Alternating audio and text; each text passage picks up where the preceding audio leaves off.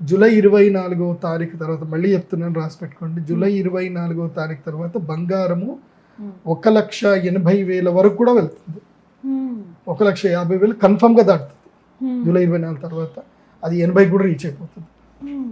ఎవరైనా సరే, నేను అదే చెప్తున్నాను కదా, కరెన్సీ రూపం మారుతుంది.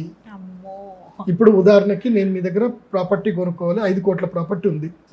5 కోట్లు నేను 500 నోట్లు పట్టుకొని రాను. నేను ఏం లేదు, 5 కిలోల బంగారం పట్టుకొచ్చి ఇస్తాను మీకు, అంతే. అలా అయిపోతుంది. ఫ్యూచర్ అంతా కూడా ఈ బంగారం షాపుల వాళ్ళు కూడా ఏంటంటే బంగారం నోట్లు వస్తాయి. చూడండి, ఇప్పటి నుంచి నేను చెప్పేది జరుగుతుంది. బంగారము నోట్లు వస్తాయి. అంటే సింపుల్ 10 గ్రాములు 20 గ్రాములు గ్రాములనే ఉంటుంది.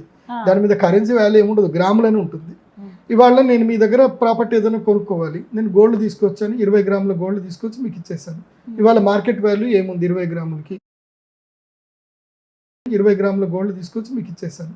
ఇవాళ మార్కెట్ వాల్యూ ఏముంది, 20 గ్రాములకి ఇది ఉంది, ఇది లెక్క ముట్టేసింది, అంతే. ఇకపై అంతా కూడా గోల్డ్ కరెన్సీ వస్తుంది, సిల్వర్ కరెన్సీ, గోల్డ్ కరెన్సీ. మళ్ళీ పాత రోజులు వస్తాయి, ఇన్ఫినిటీ టైం. 8 కదా, ఇన్ఫినిటీ టైం. మళ్ళీ పాత రోజులు వస్తాయి. ఏముంటది, బంగారం దీంట్లో పెట్టుకోండి, అంతే. కొనుక్కోమంటారా? మొత్తం బంగారం, ఎంత ఖరీదు పెరిగిపోయి, ఎంత క్యాష్ ఉన్నా క్యాష్ ని బంగారం చేసి పెట్టుకోండి.